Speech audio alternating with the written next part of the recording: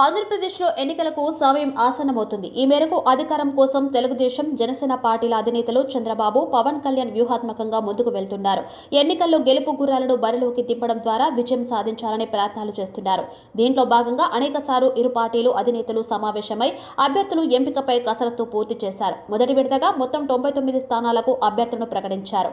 జనసేన 24 స్థానాల్లో పోటీ చేస్తుందని ఆ పార్టీ అధినేత పవన్ కళ్యాణ్ ప్రకటించారు.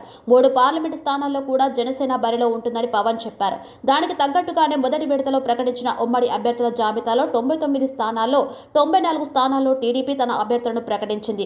5 స్థానాల్లో జనసేన అభ్యర్థులను ప్రకటించారు. మొదటి విడత జాబితా ప్రకటన తర్వాత రాష్ట్రంలోని పలు ప్రాంతాల్లో వచ్చిన అసంతృప్తిని చల్లబరిచేందుకు రెండు పార్టీలు అధినేతలు అక్కడి నాయకులను పిలిచి మాట్లాడారు. ప్రధానంగా తెలుగుదేశం పార్టీలోని ఆశావాహులను చంద్రబాబు ఎప్పటికప్పుడు పిలిచి మాట్లాడి సర్ది చెప్పి పంపించారు. కొన్ని స్థానాల్లో టీడీపీకి సీట్లు కేటాయించడం పట్ల జనసేన నేతలు అసంతృప్తి వెళ్లగక్కారు. అలాంటి స్థానాల్లో క్షేత్రస్థాయిలో ఎలాంటి ఇబ్బంది లేకుండా రెండు పార్టీలు అధినేతలు ప్రత్యేక దృష్టి పెట్టి వారందరికీ నచ్చచెప్పే ప్రయత్నాలు చేస్తున్నారు. ఈ క్రమంలో కొన్ని రోజులుగా రెండో విడత జాబితా విడుదలపై కసరత్తు చేస్తున్నారు. అయితే బీజేపీతో పొత్తు కోసం రెండు పార్టీలు ప్రయత్నాలు చేస్తున్నాయి. కానీ బీజేపీ నుంచి ఇంకా ఎలాంటి స్పష్టత రాలేదు. దీంతో బీజేపీ నుంచి వచ్చే రిప్లై కోసం రెండు పార్టీలు అధినేతలు ఎదురుచూస్తున్నారు. ఒకవేళ బీజేపీతో పొత్తు కుదిరితే మిగిలిన స్థానాల్లో కొన్నింటిని బీజేపీకి కేటాయించాల్సి వస్తుంది. అటు పార్లమెంటు స్థానాల్లోనూ ఇటు అసెంబ్లీ స్థానాల్లో కూడా ఇదే పరిస్థితి నెలకొంది. వీటన్నింటినీ దృష్టిలో పెట్టుకుని రెండో విడత జాబితాపై కసరత్తు చేస్తున్నారు చంద్రబాబు, పవన్ కళ్యాణ్. త్వరలోనే జాబితా విడుదల చేసేందుకు సిద్ధమవుతున్నారు. మరోవైపు మార్చి 5 రాత్రి పొద్దుపోయే వరకు టీడీపీ రాష్ట్ర అధ్యక్షుడు అచ్చెన్నాయుడు, జాతీయ ప్రధాన కార్యదర్శి నారా లోకేష్తో అభ్యర్థుల జాబితాపై చంద్రబాబు కసరత్తు చేశారు. రెండో జాబితాలో తెలుగుదేశం 25 నుంచి 30 సీట్లు, జనసేన 10 సీట్ల వరకు ప్రకటించే అవకాశం ఉంది. ఇప్పటికే పొత్తుల కారణంగా సీట్ల సర్దుబాటు, మరికొంతమంది ఆశావాహులకు సీట్లు ఇవ్వలేకపోయిన సీనియర్లను పిలిచి చంద్రబాబు బుచ్చగించారు. అటు పవన్ కళ్యాణ్ కూడా టికెట్ దక్కని జనసేన పార్టీ నేతల్ని పిలిచి మాట్లాడుతున్నారు. టీడీపీ, జనసేన పార్టీల కూటమిలోకి బీజేపీ చేరడంపై ఉత్కంఠ కొనసాగుతుంది. ఈ అంశంపై 1-2 రోజుల్లో క్లారిటీ వచ్చే అవకాశం ఉందంటున్నారు. ఒకవేళ బీజేపీ కూటమిలో చేరితే పరిస్థితి ఏంటి, దూరంగా ఉంటే పరిస్థితులపై అంచనాలు వేస్తున్నారు పార్టీలోని అధినేతలు.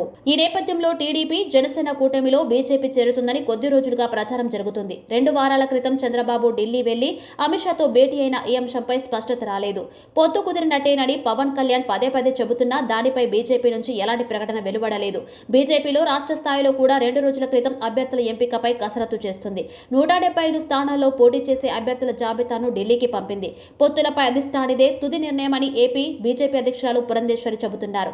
ఢిల్లీ పర్యటన నేపథ్యంలో భవిష్యత్తు కార్యాచరణపై ఇద్దరు నేతలు మాట్లాడుకుంటున్నట్టు టీడీపీ వర్గాలు చెబుతున్నాయి. కాగా బీజేపీ వైఖరిని బట్టి 2-3 రోజుల్లో పొత్తులపై క్లారిటీ రానుందని చెబుతున్నారు. కాగా ఇటీవల జరిగిన జయహో బీసీ సభ తర్వాత చంద్రబాబు, పవన్ కళ్యాణ్ భేటీ కావాలని నిర్ణయించారు. అయితే అది కాస్త వాయిదా పడింది. కాగా అనంతరం ఉండవల్లిలోని చంద్రబాబు నివాసానికి జనసేన అధినేత పవన్ కళ్యాణ్ వెళ్లారు. సుమారు గంటన్నర పాటు ఇరువురు భేటీ జరిగింది. ప్రధానంగా పొత్తుల అంశంతో పాటు రెండో విడత అభ్యర్థుల ఎంపికపైన చర్చ జరిగినట్లు తెలిసింది. బీజేపీ ఆంధ్రప్రదేశ్ అధ్యక్షురాలు పురంధేశ్వరి ఇప్పటికీ ఢిల్లీకి వెళ్లడంతో పొత్తులపై ఒక క్లారిటీ వస్తుందని రెండు పార్టీల అధినేతలు భావిస్తున్నారు. పొత్తుల విషయం కొలికి వస్తే ఇక సీట్ల సర్దుబాటుపై మాత్రమే ఇంకా చర్యలు జరగాల్సి ఉందని ఆయా పార్టీల నేతలు చెప్పుకొస్తున్నారు. పురంధేశ్వరితో చర్చించిన తర్వాత ఢిల్లీ నుంచి పిలుపు వచ్చే అవకాశం ఉందని తెలుగుదేశం, జనసేన నేతలు చెబుతున్నారు. త్వరలోనే చంద్రబాబు, పవన్ కళ్యాణ్ ఢిల్లీ వెళ్తారని, బీజేపీ పొత్తులపై చర్చలు కొలిక్కి వస్తాయని చెబుతున్నారు. ఢిల్లీ నుంచి పిలుపు వస్తే సీట్ల విషయంలో సర్దుబాటు చేయాలనే దానిపై రెండు పార్టీల నేతలు మాట్లాడుకున్నట్టు పార్టీ వర్గాలు చెబుతున్నాయి. మరోవైపు రెండో విడత అభ్యర్థుల ఎంపికపైన ఇరు పార్టీల నేతలు చర్చించుకున్నారు.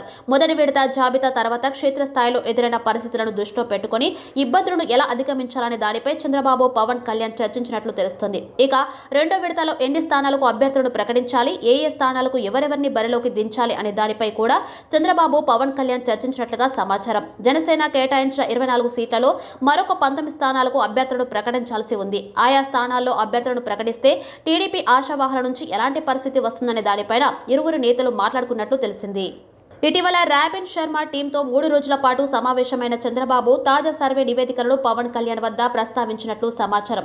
క్షేత్రస్థాయిలో పరిస్థితులను అధిగమిస్తూ ఎలా ముందుకెళ్లాలని దానిపై ఇరు పార్టీల అధినేతలు చర్చించుకున్నారు. త్వరగా అభ్యర్థులను ప్రకటించడం ద్వారా క్షేత్రస్థాయిలో ప్రచారం చేసుకునేందుకు ఎక్కువ అవకాశం ఉంటుందని ఇద్దరు నేతలు అభిప్రాయపడుతున్నారు. 2-3 రోజుల్లో బీజేపీ పొత్తుల విషయం కొలిక్కి వచ్చేస్తే ఆ వెంటనే అభ్యర్థులను ప్రకటించడం ద్వారా ఎన్నికలకు సమయత్తం కావాలని భావిస్తున్నారు. అటు ఉమ్మడి మేనిఫెస్టో పైన ఇద్దరు నేతలు చర్చించారు. మేనిఫెస్టో మేనిఫెస్టో విడుదల కూడా బీజేపీతో ముడిపడి ఉండటంతో త్వరితగతిన అన్ని అంశాలపై క్లారిటీ తెచ్చుకోవాలని నిర్ణయించారు. అయితే జనసేన సీట్ల విషయంపై ప్రధానంగా చర్చించినట్లు తెలుస్తుంది. ఉభయ గోదావరి జిల్లాలో అత్యధికంగా 11 చోట్ల జనసేన పోటీ చేసే అవకాశం ఉందని సమాచారం. ఉమ్మడి కృష్ణా జిల్లాలో అవనిగడ్డ, విజయవాడ వెస్ట్ జనసేనకు ఖాయమైనట్లు తెలుస్తుంది. రైల్వే కోడూరు, రాజంపేట సీట్లలో జనసేనకు 1 సీట్, ఉమ్మడి విశాఖలో 4, ప్రకాశం జిల్లాలో 1, ఉమ్మడి చిత్తూరులో మదనపల్లి, తిరుపతి, అనంతపురం అర్బన్ జనసేనకు కేటాయించినట్లు తెలుస్తుంది. దీంతో పాటు పవన్ పోటీ చేసే స్థానంపై ఇంకా క్లారిటీ రావాల్సి ఉంది.